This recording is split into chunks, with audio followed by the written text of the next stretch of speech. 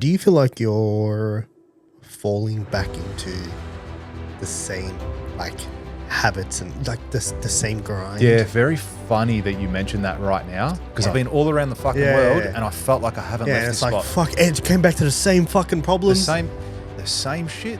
So you've been in business for 10 years now. 10 years. I know, man. Going quick, huh? At points I thought I know a lot. I look back now and think, poor bloke. Poor guy. Poor what are you doing? He had no idea. Sorry? But if you had to say your business lacked one thing, what would it be? What's it lacking at the moment? It's a great question. It is. It really makes you think about, well, okay, you know what's good, well, what's not?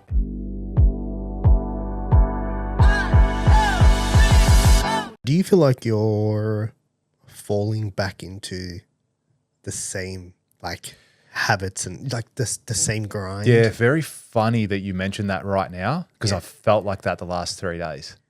Yeah, you know what? I saw it on you. Yeah, I felt it I was just got in the office. I'm like, what the fuck's going on?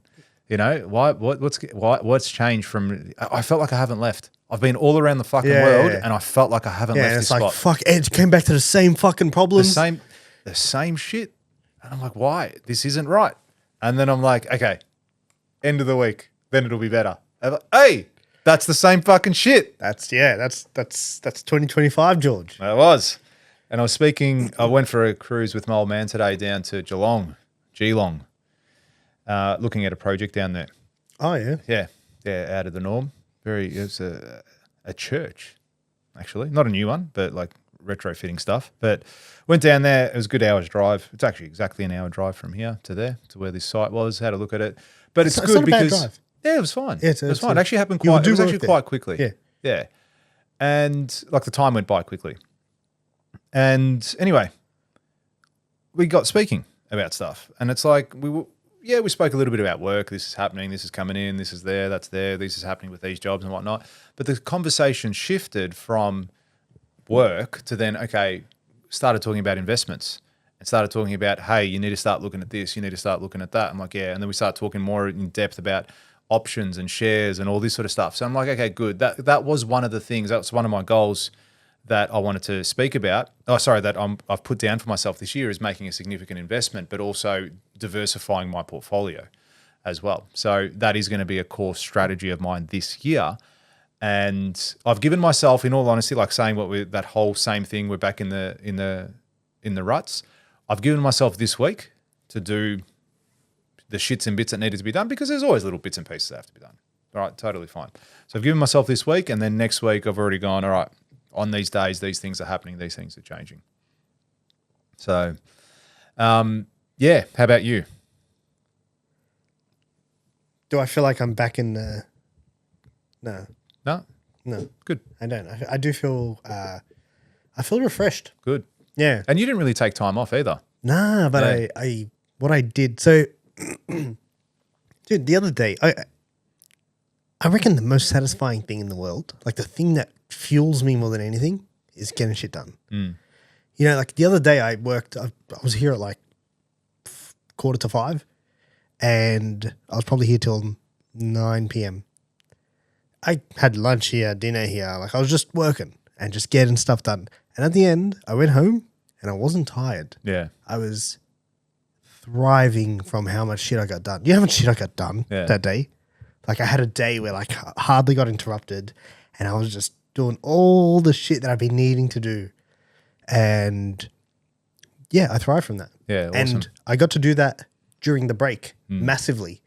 Because not as many people are bothering you. Everyone was away. My phone did not ring until the 5th of January. Yeah, so good. That is so good. Yeah, and it's I was just banging things out. And it's almost like I had a break. You know, who would have thought? Who would have thought? And that's probably one thing I did this year that I haven't done previous years. I didn't really check my emails.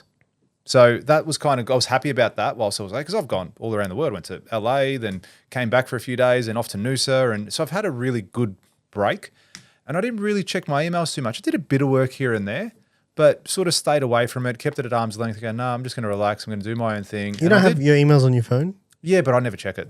I never check it. Like I don't have notifications that come up. I've turned them all off. But you don't open it and Very rarely. really, Yeah, wow, fuck! yeah. I check mine way too much. Oh, so I hate that. That shits me up the wall. So I don't look at them much at all unless it's something pressing or urgent that I need to do. Yeah, absolutely, I will. But I prefer to look at them on the PC anyway, or a laptop, or an iPad or something because it's just bigger and easier to navigate. But yeah, I didn't do that too much, which was good. So I still feel like I've had a good break and feel refreshed. It's just day one back in the office. I'm like, same shit. Same stuff that I was doing. No, well, what's going on with this? What's going on with that? So I did spend a bit of time yesterday actually going through past inquiries and leads and a few things. And I was like noted down some people to call, some architects that we've worked with, some clients just for potential work coming in and going out. So I will follow those up probably on Friday. I've scheduled some time to do that. But yeah, it's a matter of now let's really start to shake this machine because it's been working for 10 years and it's got everything that it needs to be huge and successful and really well, just a mover and shaker in the space, but things need to be propelled in that direction and not to be doing the same old stuff every single day. This is just a random question. No, that's all right. But if you had to say like your business lacked one thing, what would it be? Because I think you've got a pretty strong brand. Yeah, I think so too. It's funny, like a lot of people do mention that just from, they know of the brand, they know of what we're doing. And we've been around for 10 years now, so it's a decent amount of time and people have seen our projects around. It's also a good name, like catchy name. Yeah. On that front. Yeah, it is. It's not, I don't think it's overly original, but it does it well. What's it lacking at the moment? It's a great question. Right? It is. It really makes you think about, well, okay, you know what's good. Well, what's not 100%? What's the thing that's going to change things around a little bit? Yeah. My old man has retired. Fully? Yeah, pretty much. Like he goes to sites in the morning and just looks at stuff, and I think that's more just out of boredom than anything else, and speaks to the boys and they'll ask him some questions here and there. But, you know, that knowledge that he has is very, very difficult to replace. Now, I've got a lot of – the guys I've got working for me know their stuff and they're good at what they do, but there's still an element of going, all right, he understands, he knows how to – I never questioned when he was running all the jobs if the projects were being pushed.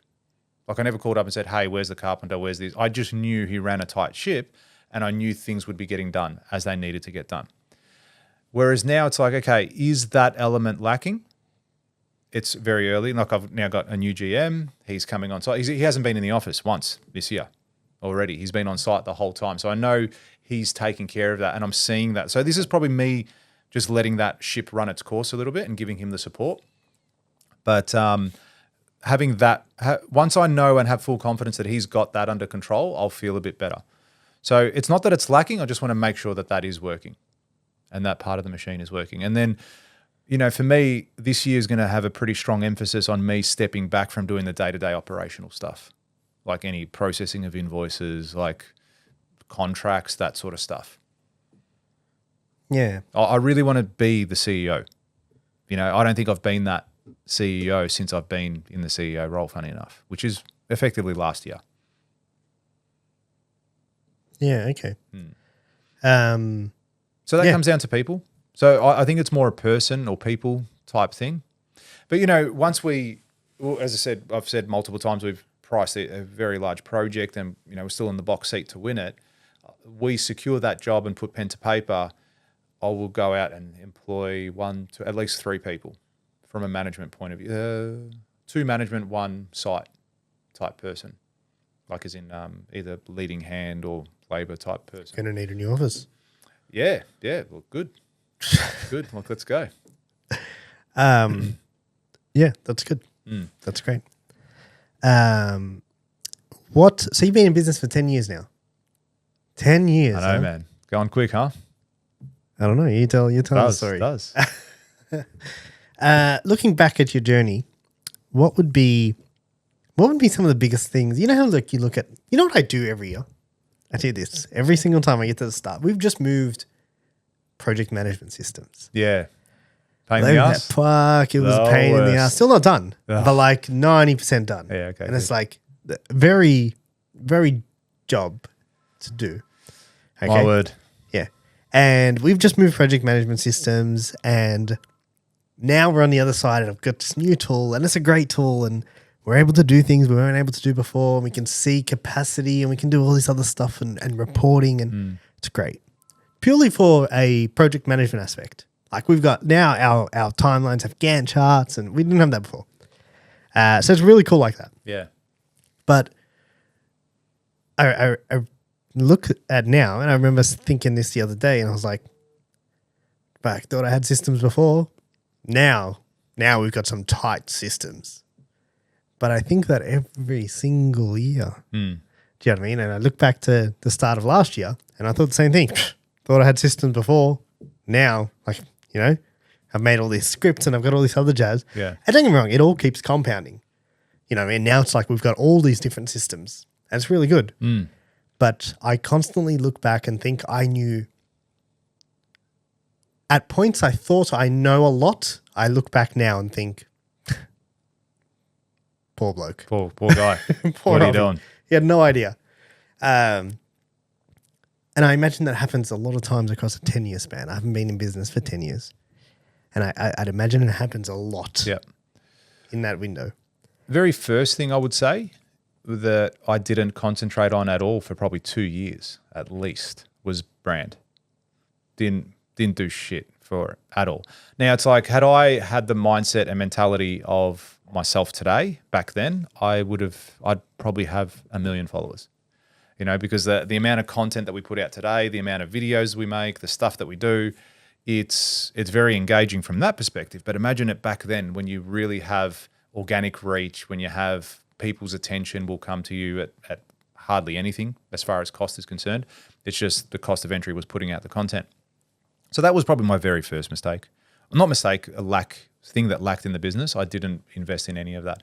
And people wouldn't think that seeing me today. People think, oh, look at, you know, they might think that I'm a egomaniac or just self-absorbed and want to do heaps of content, love being in front of camera, on stage as well. I've never been like that. I've never wanted to I'd rather just do the work and don't talk to me and that's it. I don't want to post anything.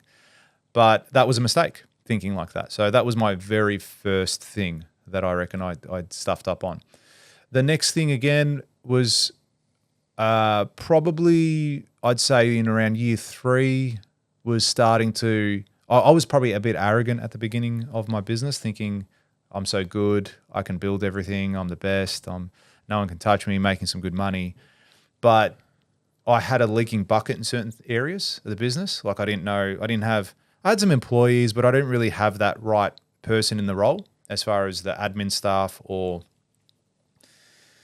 the systems to manage that person or people, multiple people. So I think me even just getting advice from someone that's done it before, either a mentor or another builder or like a builder that actually knows their stuff, not just on the tools, I'd say that was another mistake too. That cost me time and money because I thought, I can do this myself. I can learn it all by myself. And I'm sure I would have. I'm sure I would have learnt it all myself. Yeah, you pay the price. You pay the price Always. either way. Time or money. I think I would have liked to, but even then, like I was probably less willing to spend money to get the lesson. Whereas now I'd be like, yeah, how much time are you going to save me? Let's go. I see the huge value and the uplift in connecting with the right person to give me that knowledge base to excel in the direction that I want to go in.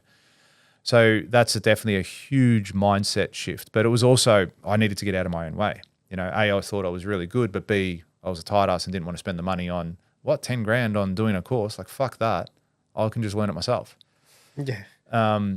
So that was another thing. And it wasn't until I started to get into that personal development space, that business management space, that I started to learn and then, you know, started to follow people like Gary Vee and Grant Cardone and then Tony Robbins and a whole range of people there and read. Like I never read anything ever.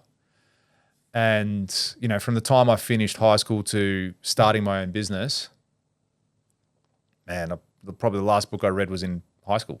You know what I mean? It wasn't anything that I did. Whereas now, like I went to the airport when I got back from Noosa last week and I was at one of the shops and I found a book. I'm like, oh, cool, I'm going to buy that. And I read half the book on the plane on the way back. So it's like that was a huge shift in mindset for me, for sure. Another thing, What book did you buy? Reasons. No, was it? I've got it on my desk. It's. I think it's Reasons Not to Worry or something like that. I'll find out. Yeah, okay. Yeah, Australian author. I'll find out. But yeah, it had a So very. you bought a book from the airport. Yeah, but it was very. That guy, huh? It's fucking. I had an hour and a half to kill waiting for the plane, but it was. It's got a strong emphasis around stoicism. So that's kind, and I've got an interest in that. So I followed. I got the book and started reading it. Greek mythology, huh? Is it? Is it Roman? No, I think it is. It's Greco-Roman something, whatever. Same tomato. Tomato. That's exactly right. That's the Roman emperor who spoke Greek. Yeah, You're whatever. They're all Greek. They're all Greek. Yeah, okay. Interesting. Yeah, and then I suppose another little one as well is... Well, let's not talk about the little ones. No, it's a decent one. Okay. It's decent in the sense of I employed someone, but it's like I would go out and look for who was the cheapest employee I could find for a role. Or let's go get the grad. I'll pay him 30, 40, 50 grand, whatever it is, but like let's get that entry-level person. I don't have to pay anything. Whereas now I look at that and go, cool, how much can I afford to pay someone? What is the most I could pay someone to do this role and take absolute control of the project or that role or that position? Because now, again, I see the value in time. I see the value in expertise. I see the value in me being able to go away and for him to be able to do that. Imagine I could have someone here doing everything I do and then I just do Build It Elite and I come in on a boardroom meeting every month. That would be fantastic. But in order for me to do that, I need to pay for it. I need to have the right people with the right skills. I need to have the trust there. So I'm definitely, even though I feel like I'm in this first few days, they've been back for 3 days now, I feel like it's just been the same mundane stuff that I've been doing over the last 2025. There is still the strategy and the game plan there to go, all right, things are going to be different this year. They have to be. I need to challenge myself, otherwise, because I don't want to do this for another 10 years. I don't want to. You don't want to live the same 12 months again. No, without a doubt. And I was looking at, think about, guys, you're listening to this podcast. 90% of people that were listening to this had a holiday of some sort over the Christmas break. No matter what industry you're in. Most people will take a week, 2 weeks, if you're lucky, 3 or 4 weeks. You're already back at work. It's nearly the end of January. Blinked, and it's over. I remember the last week of the year, last year, going, holy shit, I'm going to LA on Friday. So have you felt like it's gone super quick? Yeah, I have. You have? Yeah, but I've done so much in the last 3-4 weeks. So I haven't stopped. There hasn't been a day, a couple of days where we came back to Melbourne before we went to Noosa. But yeah, so I felt, because we've been non-stop the whole time, there was that element of it too. But yeah, it feels really like it went really, really quickly this year, the holiday period. Yeah, okay. Interesting. For me, I feel like it's been 2026 for 9 months. Yeah. Yeah. Well, you haven't taken much time off. Yeah, you've been here. And look, there's an element of that which is great too. Because I've had days where, no one calls you, no one bothers you, no one does anything. And it's just like, wow, this is amazing. Like working on a public holiday, it's the same thing. No one's going to call you. All your employees at home or doing what they're going to do. It's uninterrupted work. Yeah, it's uninterrupted work. I could turn the music up as loud as I want. I can walk around with my top off, whatever. That's what you do. That's what you do. I'm coming in next time. But there's one thing I've taken my training really seriously the last 3 weeks that I've been in this year, and it's good. I'm feeling strong. I'm feeling confident again, and got the regime is set there. We've got actual dates and targets and goals and everything that we're doing with the diets, with the exercise. So that's going to be a great shift and change in what I'm doing. But also really leaning into my core belief of excellence. And that's what's going to push me and drive me this year, is wanting to having that high standard for myself of being the best. Well, so cool, man, the best don't process fucking invoices. The best don't come in and write contracts or negotiate this or do that. They go out there and they make it happen and they execute. I think I remember what I was going to say. I was watching a video yesterday. So, Matt Armstrong, I've spoken to you. He's the guy that's on YouTube and fixes cars and all that sort of stuff. So there was this guy in America that bought a Bugatti. He crashed it and he was going back and forth with Bugatti to fix his car. And they're like, no, they quoted him like 1.7 million to fix the car, right? Because he's crashed the front of it. He's like, that's bullshit. I'm not paying that, blah, blah, blah. No insurance? No, he's got insurance. He's got insurance. But hear this out, all right? So He then got paid out by the insurance company. Okay, so what happened is that goes on to an auction site as a crash damaged car. It's repairable because it is, but it had a $1.7 million price on it for it to be repaired. This guy then got paid out by insurance, then went online and bought his same car back, crash damage. And then he called Matt Armstrong. He lives in the States. He called Matt Armstrong, and Matt Armstrong has gone across now to the States and he's fixing this car. Now, Bugatti won't sell him parts because they don't want him to fix the car. They don't want it to be detrimental to their brand that anyone can fix a Bugatti. It's only them that can do it, which I completely kind of agree with from a brand perspective. They're trying to protect their brand and what they're about, and they're the most expensive car in the world and all this sort of shit, that only our technicians can build it, no one else. And he's like, nah, fuck you. I'm going to build this car. I'm going to do everything. I'm going to 3D print parts if you don't sell them to me. Like, he's going full on. But aside from that, it was like this bloke bought a $5 million car. He then crashed it. He then bought the car back to fix it just to say fuck you to Bugatti. And now he's documenting that whole process. And mind you, it was one of 30 supercars he had on his mansion home and all this sort of shit. And it's just like, okay, I was watching that video, and whilst it was very entertaining watching it and seeing them go through that process, the other side of it was like, look at what he's doing. Look at what position he's put himself in as a 25-year-old, mind you. He's 25? 25. I'll send you the link. It's very interesting. 25 years old. And he's doing all of these things. He's got one of 30 supercars. He's now going and he's employing Matt Armstrong. He's probably paying Matt $1 million to come in and just fucking what does he do? Create. Who is he? I think he's a trader of some sort, whether it's in crypto or stocks. He does something along those lines. But regardless, he's made a lot of money and he's self-made. All right? Self-made? Yeah. I'll find out the guy's name later. But that's, I just on that, like, I feel like that's a really, it's a bad narrative with what? To set. To have an expectation of having all this jazz by 25 years without old. a doubt. It's like it is so rare. Like, so rare. Oh, without a doubt. You know what I mean? You could count the people that could do that in the country on one hand, probably. Mm-hmm. Oops. To be self-made, just to be clear. Like, if you're entering, here's a good question. Do you think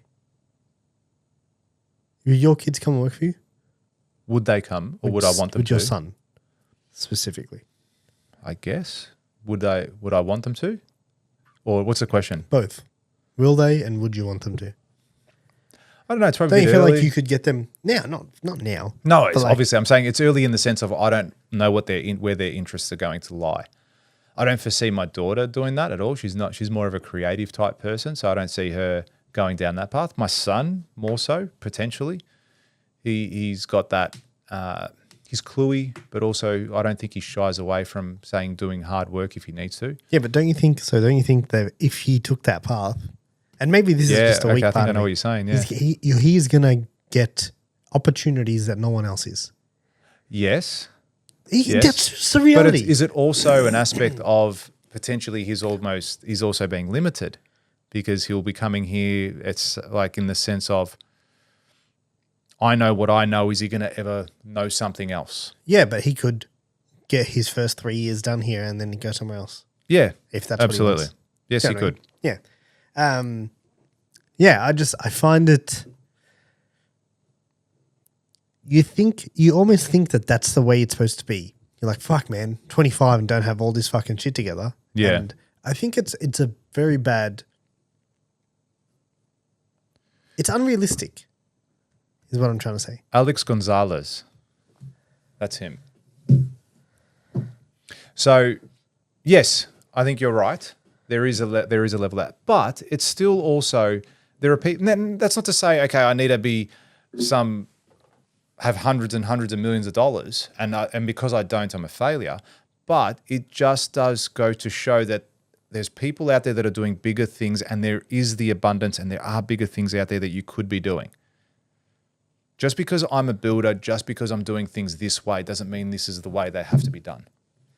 That's all it was for me. It was that reminder to go, okay, something can be different here, because out there's a builder that turns over $100 million. There's a builder out there that's doing a single project that's $100 million. Now, what does it take? Is that the game? Is that me going, all right, do I need to be at that $100 million? Or do I need to diversify? Do I need to be doing more developments? Do I need it? Like, what's that game? So it just makes me think a little bit more. And what is it? What's the game? I think it just needs to change, not drastically. Just things need to be done differently. And that's part of the reason why I really want to step back from being the operator of the business. And just give it a crack. Like, what's the worst that's going to happen? I have to step back and be an operator. Like, all right, fuck it. It is what it is. But at least I'm going to give it a fair nudge. And the person now, my new GM, Simon, that I'm putting into place, well, he's got the skill set. He's been here long enough. He knows what he needs to do. He's driven enough. I'll guide him. I'll coach him. I'll train him in areas that he's lacking. But if I can have that person, and I trust him as well, that can go and grab the bull with both horns and actually, okay, I'm going to take this. I'm going to operate it, George. Don't worry about it. That's massive for me. So that's where, should this have happened 2 years ago? Maybe. I don't know. Maybe I wasn't ready then myself mentally to take that on. But now I am. Because I don't want the next 10 years to be like the last. And I can see why it happens.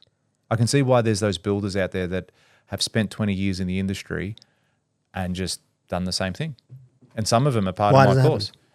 I think it's like that's what they know. It becomes like a creature of habit. Get up, work hard, go to work, do this. Okay, build this. Oh, wow, we won an award. Oh, okay, start again, do it again. Let's win the next job. Let's win 2 jobs. Let's employ this person. Let's fire that person. And it's just like Groundhog Day. That's all they are. But I think it can happen in any industry too. Surgeons. Surgeons might get paid $500,000 a year, or $1 million a year, depending what you do. But it's like, okay, how many brains are you going to operate on? Is that what you're going to do for the next 50 years? Are you going to employ Optimus from Tesla, from Elon, and you're going to buy a whole bunch of robots that are going to do all the operations for you? Like, what is your play there? Are you still going to do the same old thing? I think habit's a hard thing to break out of for some people, for a lot of people. Habits can be good and they can be bad too. Your habit could be, I'm just going to go home and eat chips tonight and pizza. Fuck, that would be good. I could smash a pizza. Yeah. How's your carnivore diet going, by the way? Me? Yeah. I've been doing carnivore. Have you? Oh, cool. You? Yeah, it's going all right. I'm doing more paleo than carnivore, I think.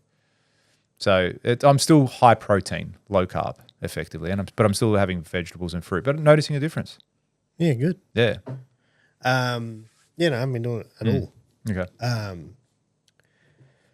Yeah, so I think the habit people fall into, and it's very easy for me to get up when I say easy, like I get up 6 o'clock, come here, punch out the work, do what I need to do, go home, repeat. Go to the gym, have meetings, meet an architect, do a deal, and so on and so forth. So you don't want to fall back into... I don't want to just fall into that habit, no. So what needs to happen for that to change for me? And arguably Builder Elite was an element of that. That was a bit of a change. It was a completely new business. It was something different. I was going out there, making an impact, I went on a podcast the other day, shout out to Jimmy, and I was surprised that he's got a decent following on his page, and there was a few comments that I was reading and saying, I've been waiting for this podcast to happen. I've been waiting for you to get George on for ages. And there's quite a lot of people that were commenting on there saying, this is a great episode. I've been wanting to hear this. So even as much as sometimes I think I'm not creating as much of an impact as I think I can or should or am, I actually am, because people are seeing and understand, knowing who I am. There's people out there now in the construction space more than anything that know of me at the very least and go, oh yeah, I know that guy. I've heard of that guy. Oh, I've seen that guy. We're running heaps of ads at the moment. So my face is being seen all over Melbourne at the moment. There's still plenty I do that's above the norm, but it's like, again, excellence. That's what I want. If that's what I want, well, then it does take another level of thinking. It does take a challenging and fear and a whole range of emotions. So this all stemmed from me asking you what's missing. Yeah. So the thing that was missing, I think, is that I suppose 2 I see. right? That second in charge, but eventually to make that person more of a one IC, first in charge. Because otherwise I have to be the operator. I have to do less and less. Like today I was talking to my PA and we're talking, I'm like, cool, we've caught up with all XYZ in the business. She's like, yep, cool. I say, great. We need to have the system in place so that you start taking things off my plate. So I don't need to do that. Don't put that on my desk. Don't even just do it. It's all yours now. I don't need to know about it. And then it's like, okay, we have a process for the team to do this. Send an email out to everyone today and say, guys, this is how you're going to do this from now on. Please run everything through me. Bang. That's one less thing I have to do. And that's going to be a core focus of mine is delegation this year. Letting other people handle. Yeah, because they can. And they'll probably do a really good job at it too, especially if I give them the freedom to do so. Yeah, business is a funny old thing, isn't it? Yeah, look, it is exciting. It's great. I love winning. Yeah, winning's a great feeling, especially in business. Like today, walking into this room, I was looking at a package and I'm like, fuck, this is tough. This isn't working and I can't make it stack. I can't make it balance. And then literally the conversation I walked in here, I'm like, all right, cool. We've probably just picked up 30 to 40 grand. Like, good, win. Let's go. Let's go on to the next one now. And I'm already thinking, how can I use that money to go out and do more? Not, let's go buy a new jet ski. Let's go get a new car. Whatever it might be. It's like, no, where can I use those funds now to go and build a bigger brand, to go and invest in a development, whatever it is, employ a new person, give someone a bonus. Like what is the game? What is it? And I just got to keep trying shit. All right. Cause we have to often ask ourselves like, what are we missing? What are we doing? Well, fuck, if we can't just keep thinking that, just try shit. Try it. Something might stick. Something might be like, hey, that was fucking cool. A few years ago, you're like, I'm going to employ this sales company and see how that goes. Like, gave it a crack. It didn't work out. Not to say sales doesn't work or there's not companies out there that don't do it really well, but that particular thing didn't work. You gave it a go. You didn't just sit back and go, oh, that might work or that could be nice. Yeah. Yeah, I remember that. What's the one thing, like if you had to say like the most impactful or the biggest mistake that's cost you either time or money? I'll tell you. The biggest thing that I have done that's cost me the most amount of money is being too lenient on clients with payments. Clients as in the person you're building for? Yep. That's been the biggest thing. Not keeping them accountable and having them to that standard that we are about as well. And what I mean by that is it's like, okay, if a payment's late, there's consequences. Here's your fee, here's your notice, here's this. We're not a bank. We're your builder, pay on time. And it's like, trying to do the right thing, especially at the very beginning, customer's always right. Everyone knows that. Everyone's trying to do that and do the right thing, but they're doing the wrong thing by you whilst you're trying to do the right thing. That's taking advantage of the situation. And it's like, you don't pay your bills. Well, like you're scum like that. You're not, why are you so entitled to think that you don't owe this money that you have signed a contract for? That was probably that's the biggest lesson I learned over the years is like, what is it? Trusting is good. No, knowing is good. Checking is better. But just making sure that they are on the ball with it. Like they get it and understand the consequences and then just doing it. Like you're not an asshole. They might think it for a little bit. Hey, you know the rules. You don't pay on time. There's consequences. Do I have to go out and get an overdraw on my business that costs me 10%? Yeah, because you don't pay me on time? Because you chose to change your mind about a particular or element or something. Sorry, my bank I forgot to send it to my bank. Fucking pay now. Get your credit card out. Okay, pay the 2% fee for my invoice and pay for it. Like that's your problem. Why are your problems my problems? I have these high standards for my employees. I have these high standards for my subcontractors and suppliers and everyone else in the business. Why not your clients? So that is a huge thing. And it's something that we, now I'll sit down like this opposite a person. We're about to sign a deal. And it's the first thing we really reiterate, make sure you pay us on time. It is one of your biggest and most important obligations for the successful delivery of this job. If you just pay us on time, that's all you have to do. not all you have to do, but it's one of the core things you do. I promise you your job will go really, really well. And I've got a client, right? We're building a beautiful home for him at the moment. He is one of the best payers. He prompts me to pay him sometime, for me to send him an invoice. And he's like, George, I just want to make sure you get paid. His job is moving so well as a result of the money always being there, because the money comes in, I pay the trades. The trades get paid, they come back the next week and they keep working. Everything is there, ready to go. It's organized. The job is going really well. People enjoy going to the site because they're like, oh, we love working here. We know we get paid. We do a good job. We know that if we continue to do a good job, Pascon will give us more work. So it has such a huge impact on the business, but also the particular individual project. It just makes everything go around. So that is my one biggest lesson. That's the biggest mistake. Whether you become too friendly with a client, you become that friend, that mate, you get in the friend zone. All right, with your client, it's fucked. Don't become friends. You're not friends with your clients. No, you need to not be friends with your clients. You need to have a professional relationship with them after you've built their home. If you want to have a relationship after that, by all means. But during construction, you are client-owner relationship. You can be friendly. Yeah. You can talk, hey, I'm great to see your kid won the award on the weekend. Fantastic, right? But that's being friendly and like whatever and engaging. That's the only way to talk to them. Yeah. Even if they don't have kids. But it's like there has to be a level of professionalism here. Because Amex, the next day you don't pay your Amex off, what happens? 27%. All right, just like that. You get your fee on the interest. Like it's bang. It's like, what's this for? Oh, well, you didn't pay us on time. $1 billion company the next day. So why is it for you? Oh, no, well, can we pay you next month? Can we pay you in 3 weeks? Can we pay you tomorrow? It's like, no, yes, you can, but here's your fee. Here's the bill. So that has to be, that was always something that needed to change for ourselves, and it did. And the only way it changed was through my pain of clients not paying us at the end of a job, because I'd never set the standard from the day one, and they thought they could walk all over us and not pay their final bills. And it's like, oh, fucking this old chestnut. So yeah, very frustrating and very demoralizing as far as running your business is concerned, because you work so hard on a build, you work so hard on the projects to get everything done, and it's like you guys don't pay a bill? Like, what's wrong with you? Then there's no element of before handover, have all the cash.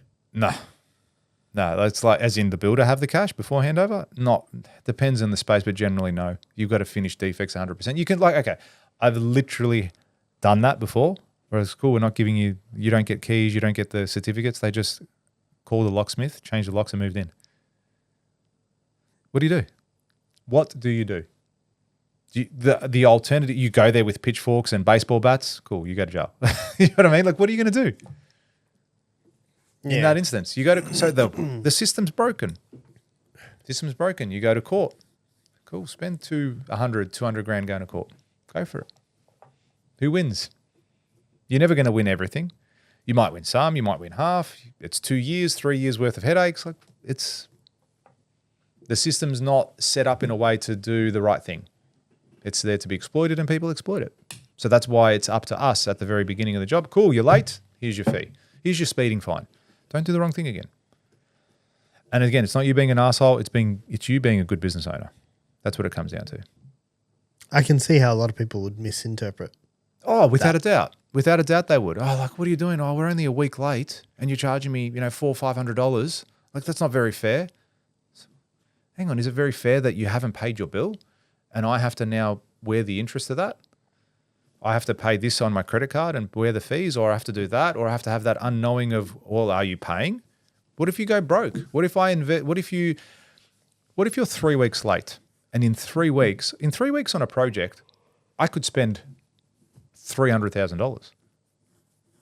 And if you had told me, if I knew you went broke on day one, if I stopped working the day you didn't pay me, I would have saved myself an extra 300 grand, because I wouldn't have done that work. And that happens. People don't have the money, and then the builder just keeps building in the good faith that this person's going to do the right thing. And then it fucks everyone. It fucks the builder, the subbies, the suppliers, anyone on that project. So yeah, that was my biggest lesson in 10 years is everyone's happy and pumped and really excited at when you're signing a contract. But it's such an emotional roller coaster and ride and pressure along the whole build that it's very rare that you get to the end of the project and everyone still feels the same way. I built a lot of homes and projects over the years. There's been less than a handful that are like that. Really? Yep. That's wild. Yeah. Because not many people are equipped to handle that emotional and financial pressure. From the building client side. Yeah. Yeah. They've never dealt with that figure of like that level of money before. Some have, like because we're in that luxury space as well, we do some high-end homes. A lot of my clientele are very successful and had to have a fair bit of money. But say you're building a family home for someone that have, mum and dad, they make a couple $100,000 a year, whatever it might be. They've got a loan, got some money behind them. Those types of people get very stressed. Oh, hey, there's a variation here for this reason. Completely out of my control. This is your cost. Oh, 10 grand. Like, where am I going to find 10 grand now? Like, I can't do that. Oh, another 10 grand here. Oh, this. It's a very stressful thing. You as an individual, as a builder, haven't done the wrong thing. It's just like, no, this is a cost. Like, I can't wear this. I've never allowed for it. And we clearly said we don't allow for asbestos. Let's just say I found asbestos in the ground. Well, I haven't allowed for that. I now have to get rid of it because I can't build on top of it. I can't have my workers working around it. Here's $10,000. And it's like you become the villain as a result of their site conditions. So I can understand why it's a stressful process and period. But again, I've got to try, how do you combat that? You try and vet that at the very beginning. I have these discussions. Hey, things come up. I've never built a home without a variation. I need you to understand that. Don't think we're going to get through this build and you are not going to spend more money than what you're signing. You probably will through changes that you make, through unforeseen things. But I won't ever come back to you. If I've missed something and I should have included it, you won't get an email from me. It's all right, cop it on the chin, move on to the next one. But I make enough money on the project that if that does happen, we're covered, we're good. I don't go in on the skin of my teeth. And that's probably another thing I've learned over the years, not to price things too low just to win a job. I learned that early in my career, because that's a dangerous game too. When you're just making ends meet, that's a dangerous game to play in construction because it's there's so many things. Slippery slope. You can do that. That's the same in any business, I'm sure. When you're just making borderline like you're living margins. month to month. Yeah, it's not worth doing it. Go work for someone. No stress, and you can probably get a really well-paid job doing something else somewhere else. Yeah, and you get annual leave and stuff. Annual leave. What a life. You get annual leave. What a life. So I've been talking a lot. I think that's really interesting though. Like obviously, 10 years in a business, surviving 10 years instantly puts you into, the top 1%. Yeah. I think it's something I'm proud of. Like every project we've ever built, like I'm still very proud of them. Like even the bad ones, it's in financially bad ones. Like, no, we did an excellent job. Well done. Chin up. But there's an element of I don't want to say the word. You need to have some mongrel in you when it comes to business. You reckon that's the right word? I was going to say the C-bomb, but if you do, champion. Champion. Yeah. You need to have some. Yes, you do. You need to be, no, this is what it's like. This is how it is. Don't like it? Too bad. Go get another builder. Yeah. I don't know. Yeah. Yes and no. Yeah, I'm more of the no in the sense of that's my personality. I'm a genuine person. I genuinely care about you. I want to do the right thing. But, it's like just because I do this is another lesson I've learned. Just because I do the right thing doesn't automatically mean they're going to do the right thing. Yeah, I think I've been burnt by that a lot of times. There's nothing wrong with holding people accountable. Yeah. Do you know what I mean? If you've agreed to do this thing, unless we've done something wrong by you. Yes. Unless we've done something wrong by you, like we've accounted for that. I had last year I had someone contact me and it's a funny situation, but long story short, the person called and he's like, hey, can you just let us out of the contract? And I said, no. And he's like, why not? And I said, because we've accounted for that work. He's like, yeah, but what happens if you just let us out? Nothing's going to happen. And I said, why the fuck is there a contract? There's a contract in place for a reason. You've agreed to this period of time. Yeah. You can either have the work done or Pay it out. pay it out. Yeah, because you've gone out. Because and we've employed. gone and made business decisions based on those numbers. That's right. Okay? And people don't get this. people don't get They this. don't get it at all. But I've also been burnt like that in the sense of You're going, yeah, all right. similar I'll let you go. situations. Yeah. Oh, yeah. Oh, fuck. All right, fine. Like, what am I going to say here? But it's like, no. Like, this is the deal. You signed the contract knowing this. You know what I mean? I didn't force you to sign the contract. Yeah, that's it. You signed the contract knowing this, and now we're in this predicament because you changed your mind. Yeah. Do you know what I mean? I just look. I'm always one to, and dude, I've been cooked. I've had a lady who told me that she was getting domestically abused. Your problems are not my problems. Bank accounts are frozen, and she really needs the ads running, and I did. And yes. Then she went missing. Yes. Yeah, and then she went missing I on me. remember that story. Yeah, she went missing on me after months. Yeah, I knew that person too. Yeah. I removed her from Instagram. I would. Fuck you. Yeah. It's like, dude, and it's like that was at a point where the business was new and that money was that hurt me. Yeah. But it wasn't just that. It's also that person was benefiting from your services. Yeah. They made money off what you did and then didn't pay you for it. That's what's fucked. It's just about a that. shit human at the end of the day. Yeah. But holding people accountable to it, I've got no I will help you. If I can help you and I genuinely think you need help, I will help you. Yeah, even if it means going above and beyond sometimes. Yeah, but I will also not put myself into a position to get burnt again. Yeah, and I'm in that position right now, actually. So I've got, tread carefully, I've got a contractor that wants to, pull out of a contract. And it's like we've got a couple of contracts with him and I've said, okay, one, it's at a level where I'm comfortable to let you walk away. But this one, I've got another job. I say, oi, there's a big problem here. You're trying to leave me in the lurch now. And again, we have subcontract agreements in place for this exact reason. But this person's trying to walk out of it. He goes, I'm done. I'm cooked. I can't do this anymore. I said, oi, it doesn't work like that. I've set up the whole. What do you mean I've cooked? The person? Yeah. I don't know the full story, as in I can only see what I can see. The person's either just doesn't want to be in business anymore and he's going to go out and get a job, a PAYG job. So he's effectively shutting down his business. Shop. Yeah, but his business is still in operation. It's just he's not trading anymore. He's going to go get a job. All right? So, wait, hold on. So, is it in operation or it's not? I don't know. Like, this is what he's telling me. He's just telling me, I'm going to go get a job. I can't afford to keep working anymore. I said, oi, you're 80% through a build. I've paid you 80% of the money. Now, I have to go out and get another trade to finish your job. It's not going to cost 20% to finish the job. It's probably going to cost an extra 40 to 50%. You're paying for that. Figure it out. Figure it out, mate. I want, my preference is for you to do the job so we can move on. Now, he's either cooked the books and he's really in the red, or he's genuinely getting a job somewhere else. But the fact that your circumstances change have nothing to do with me. We have a contractual obligation. Why should I now be penalized 30, 40 grand because you can't be fucked finishing it, or because you've made a mistake, or because you don't want to work hard anymore, or because this is tough? I don't care, mate. Sell your house, sell a kidney, sell your cars, whatever the fuck you got to do, sort your issues out. Sell the kidney. That's it. Do what you got to do. But mate, go get a loan. Go Yeah, get a yeah. loan. It's not your Put it problem. on your credit card. Yeah. I don't care. I agree. I actually don't. And this isn't. And again, I've said to him, I said, look, I don't want to be an asshole here, man. I don't want to go down this path. All right, but you have an obligation here. You've committed to doing the job. I didn't hold a gun to your head and say, do it for this price. You gave the price. I didn't even negotiate you down. I said, yeah, cool, let's go. He's done work for me in the past. So he's proven that he can deliver.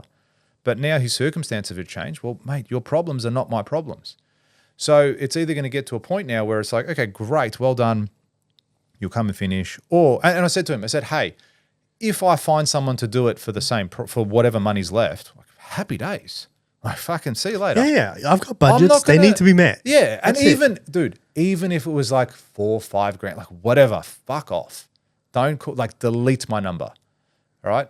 Yeah. I'm not going to lose sleep over. But if we're talking 10, 20, 30, 40 grand difference, hey, you've got a problem. Not me. I have the problem now because I'm going to have to pay for that money. All right. In the interim. But dude, you're never going to talk to me again. My solicitor will talk to you and we'll win. because it's black and white. He's they're you abandoned. got a contract. They've got a contract. They've abandoned the contract. Yeah. We're up for the costs. Have fun. And that's a lot worse road to go down for that person.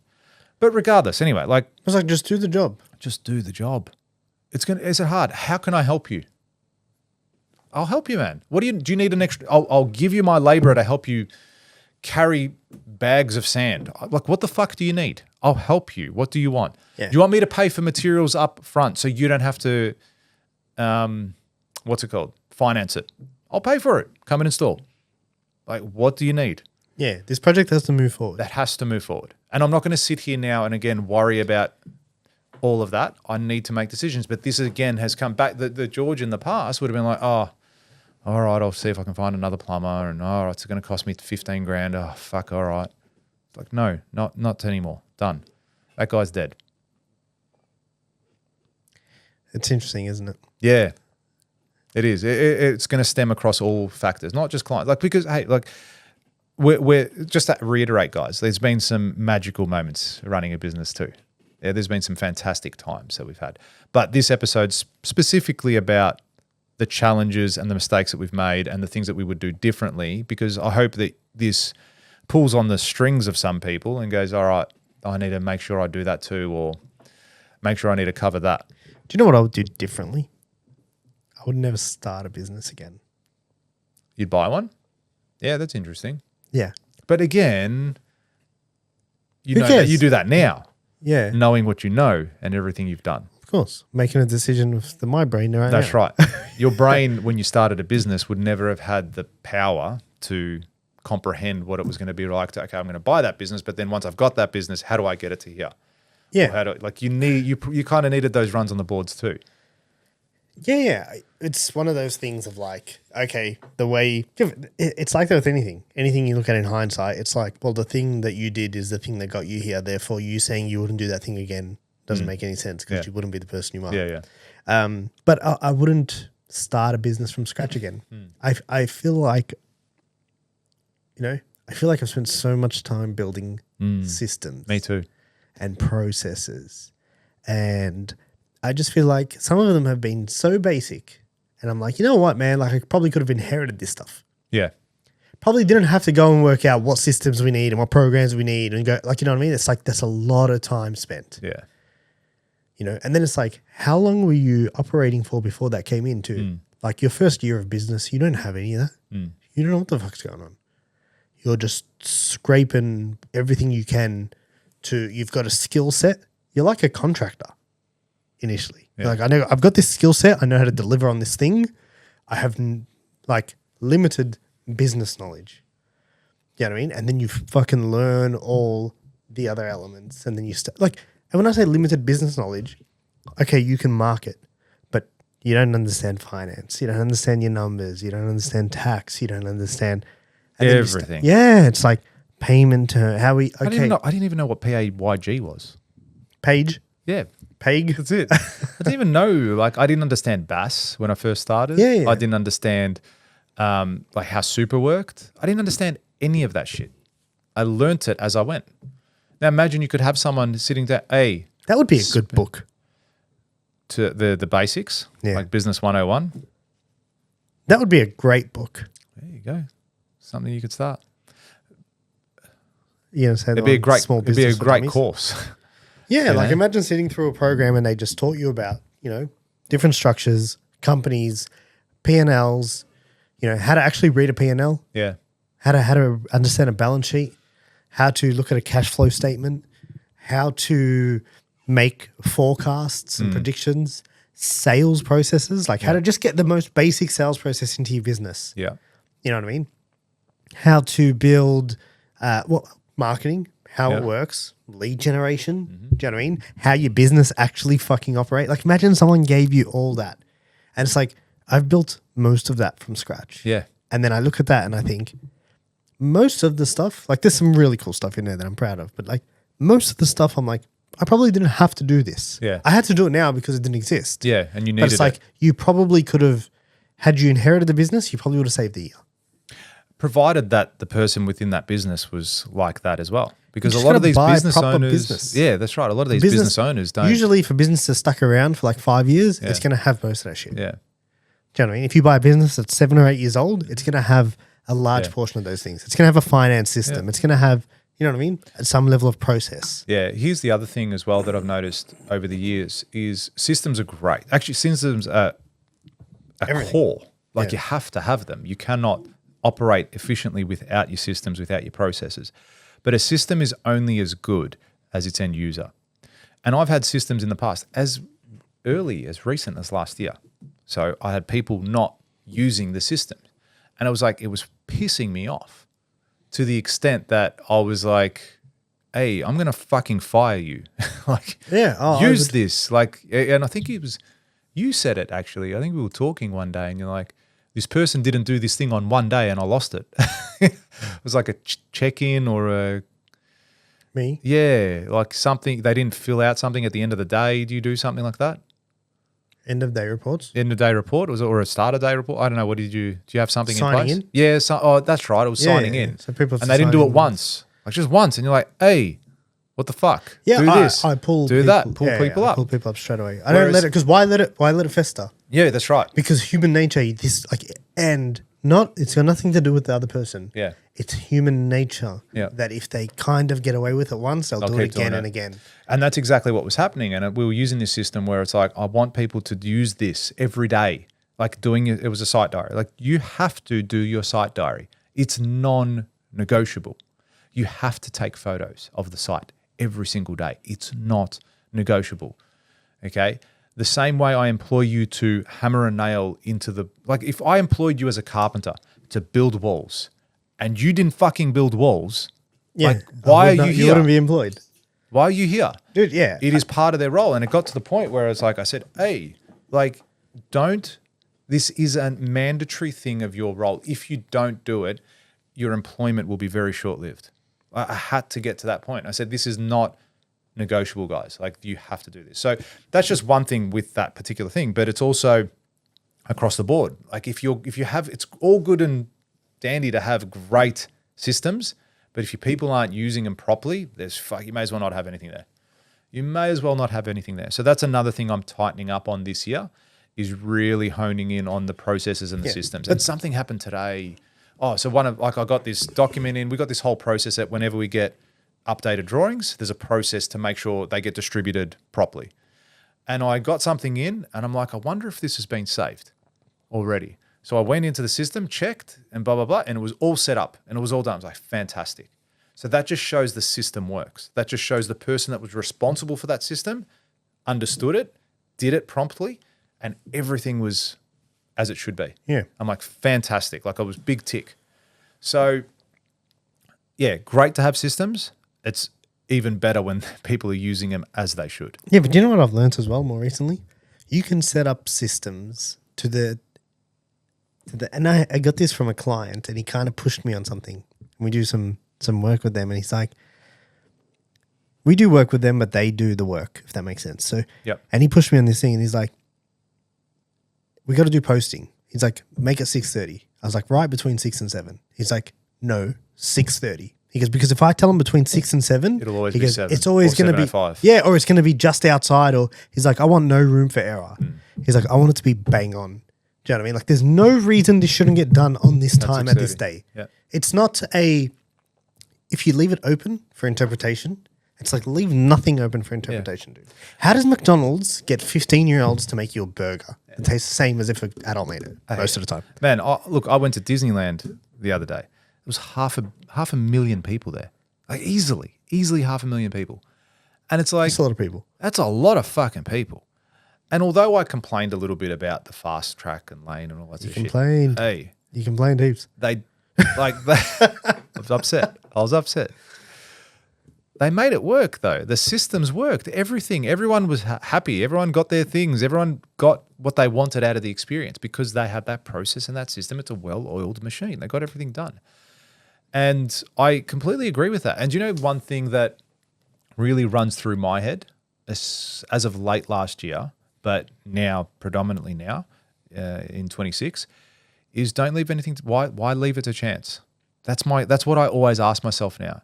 And that came from Alex Hormozy, and it was you actually told me of that. He's like, looking at his ad campaign, looking at how he runs everything, he's like, we did half a dozen ads for previous events. You know, I'd give you some here, I'd give you some. Hey, sit down for an hour, film 100 ads, go. Like, why leave it to chance? Just fucking do it. So now I look at it from the perspective of, I kind of just asked myself that question. I said, oh, I could do that. Hey, why leave it to chance? Why leave it to chance? Why should I have an inkling of this not working? Why should I have a percentage that this will do really well or won't do really well? Like, get rid of those other options and make it fucking happen. And ask yourself the question of like, if my whole life depended on this thing getting done, what would I do to make sure it gets done? Yeah. Like, what's the thing? If my whole life depended on this person doing this thing. Yeah. What would I do? What's everything I would do to make sure that person does it? Yeah. How would I just write one sentence, or would I give them a full description of what needs to be done? Would I have photos on it? Would I do a video? Would I make sure there's instructions? Yeah. Would I make sure they have everything they need so that there's no way for them to fuck this up because I don't want to die? Would I have a backup if they're sick? Yeah. Would I have you're going to go through all these things and you go, okay, great. Then this is what we have to do. This is exactly how it has to work and play out. I reckon a starting for business program would be. Yeah, I think it'd be very beneficial for people that are doing that. But I suppose is that what they teach you in uni? Is that what they teach you in uni? Me? When I went to uni? What did you do in uni? I did construction management. Oh, you didn't do business, no. Okay. But I'd like to know what they learn in business because in all honesty, I don't even you're getting lecturers. Like, you're not getting business owners teaching fucking business. If they got to teach something that's something. There's entrepreneurship as well. Yeah, what a fucking stupid course that is. Is it? Entrepreneurship. What? How to wing it? Yeah, exactly. You know what I mean? It's like, no, part of being an entrepreneur is exactly that, just winging it and going out there and having an idea. And they're trying to teach people how to be book smart. And it's like, what type of management style do you use? Laissez-faire or... there is one called that. Or, are you going to be authoritarian? Are you going to be whatever it's going to be? So it's like, that's the shit they're teaching in business classes. Right? It's like, no, get a fucking person that's turned over $100 million in their business and go, hey, stop fucking around. This is what you need to do. But that person's never going to go and lecture at a uni. It's different. I've got a guy that works with us and he's got a master's degree in marketing. Mm-hmm. Something. I don't know. I don't know the difference between a master's and and bachelor. Yeah. But he's got a marketing degree. Yeah. Okay. He did 4 years or whatever. I asked, he's been with us for almost a year. I said, question, your marketing degree? He's like, yeah. I was like, what did you do there in 4 years that you do today? That's helped you do today? And he's like, nothing. Yeah. And I said, so nothing you learned in that 4 years you do for your job? And he's like, no. He's like, I've learned way more here. Yeah. And I'm like, that's wild. What a great, such a great example. Wild. Fucking wild. Because my thing, hey, I was trying to pick his brain. I'm like, hey, give me the good stuff. You're a master. Give me the good stuff. Yeah, it's in the name. You spent it's 4 in years. The fucking name. You spent 4 years. You're bang on. You are 100% bang on. Nothing. And this is why I say, when I went to uni, I went to TAFE first. I did 2 years in TAFE. So I did a diploma of building, and then I transferred to third year construction management degree. So third and fourth year. TAFE? Yeah, I did TAFE first. Shit kicker. So which TAFE? RMIT.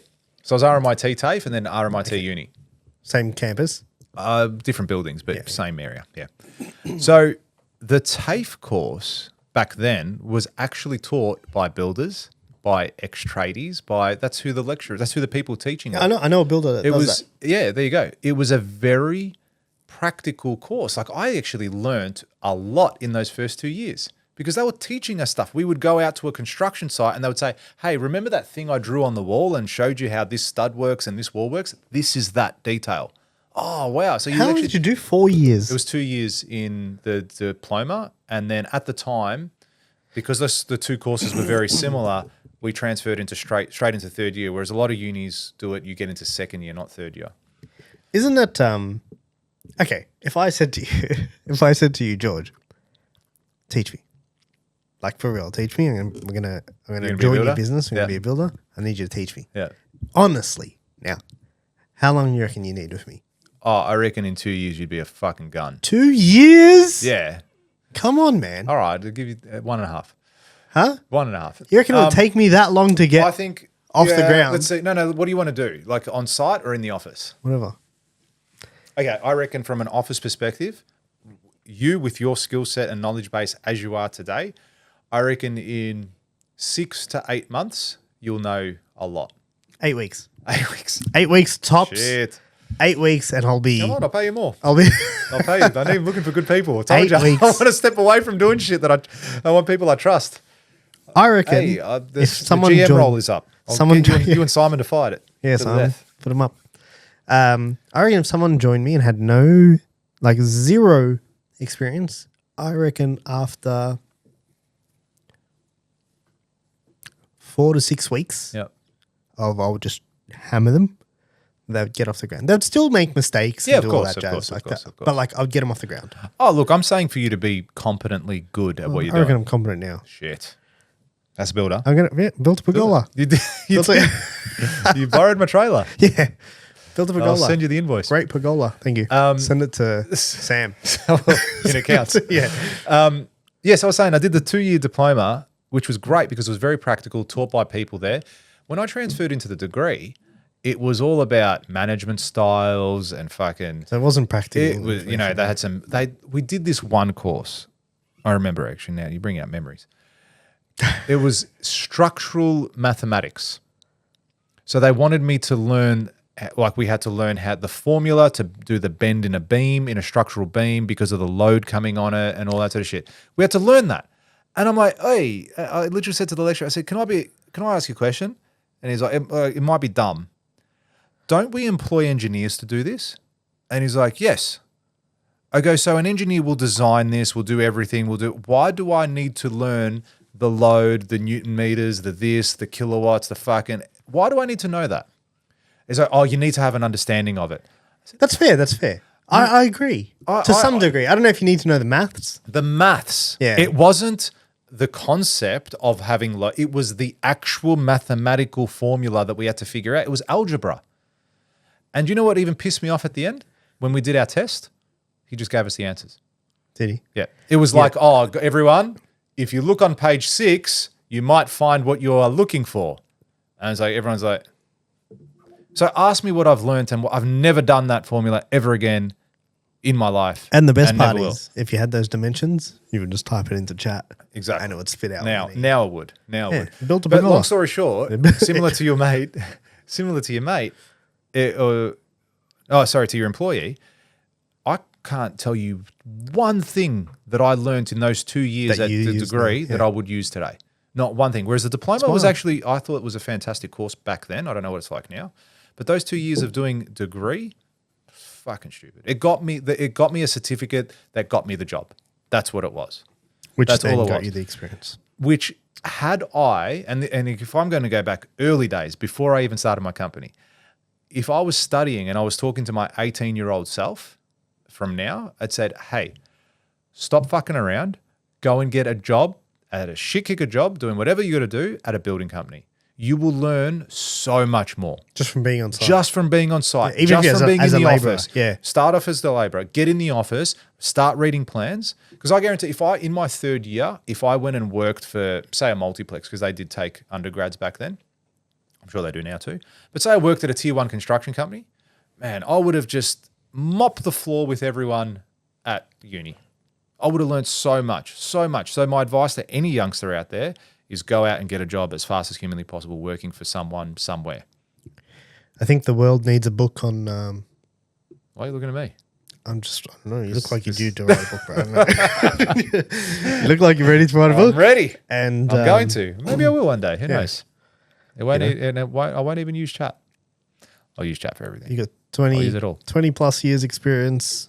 You're Hey, I'm teaching you're people now. Well, It'll fit well within the universe of what I'm doing at the moment. write a book. I will. Relax. I've got other shit to do as well. Write a book. Come on, man. Hey. Relax. Do you have a pen and paper? This could be sick. Write a book. Write a Will book. you give away a copy on this podcast? Yeah, we might give away a copy only If someone sends us a message anywhere on any platform after listening to this podcast says, "Hey, write a book," I'll write a book. Okay. You heard it here. It's at the very end. I'll write it. You tell me if I get one Just one message. It could be you. You might think, someone's already sent it. They haven't. Yeah. You stop what you're doing, pull over. If you're listening to this in your car, if you're walking your dog and you got your AirPods plugged in, get your phone out of your pocket. If you send it, it will send you a free book. We'll send you. I'm saying it like it's me. You will get episode 1. You'll get a free book. You'll get the very first copy. Yeah, you'll get a free book just for telling George to write a book. And it'll be the number 1, and it'll be worth heaps because it's going to go as a New York bestseller. New York Times bestseller. That's it. It's going to go top of the charts. Apparently, you buy that title. Really? Yeah. Doesn't surprise me. So the whole Now world. that you mention it. Anyway, well, that's that. So if you've made some mistakes in business, don't feel too bad. Don't feel sorry for yourself. I think everyone It's does. all part of the game. It's all part of learning. You know, people say business is a vehicle for personal development. And I think it's one of the greatest ways that you can learn and develop as a human. Because the reality is, man, like when you're a business owner and you have all those stresses and all that jazz, you form so much more than a person who's just an employee. I couldn't agree more. You know, what a great way. And there is employees who excel in their career and learn a lot, and that's great too. Yep. But most don't. But most business owners learn enough. Most, I say most because some are cooked, but most learn enough to be able to get to that next level. So business is the vehicle to be able to get you there. Any final remarks, George? My word. Learn from this podcast. Learn from this podcast. And look at areas now that you could just try and think outside the box. If you're just starting out, just going, cool, like what don't I know? What am I not good at? Just have a really honest conversation with yourself. What am I not good at? What could I be doing better? What do I need to be doing? I'll tell you what you could be doing if you are in construction, and that's getting to the Builder Summit, because we have the Builder Summit coming up next month on the 25th of February. It's going to be in Melbourne at Malvern Town Hall. And if you are serious about growing your construction business and learning the things that you don't know that you should know, then you've got to be in rooms like this. You've got to be surrounded by people who are also willing and wanting to learn, but then you also have to come and learn from the very best. And I am the very best. And so is Robbie. Number one builder in Australia. You can go and check the charts right now. It's New York as well. In New York. New York Times. Just in New York and Australia. I'm the very best. But, and look, Robbie's going to be there too. Robbie is going to be there and he's going to be teaching you the very best about marketing, branding, and AI, because I also checked the charts this morning and you're number 1 in that area too. It's a tough life. Paid for the top spot. It's like an ad. Well, there, you should learn something about that. Get there. Free tickets. too. Limited seats. Yeah. I've heard it's going to be the biggest one. Oh, man, it's so pumped. This is what I'm hearing. It's going to be good. It's going to be good. But you'll only know if you're there. That's right. So save your seat. Save your seat. Click the link wherever it is. Go on the website. Go on the social media platforms. You guys will be able to figure it out. Send us a message. Send us a message. We'll send you a link. Yeah. Even better. Do something. Do something and subscribe. Subscribe to the channel. Thanks for listening. We hope your 2026 is off to a great start, and we'll see you on the next one. You sure will. Thanks, guys. Thanks, everyone.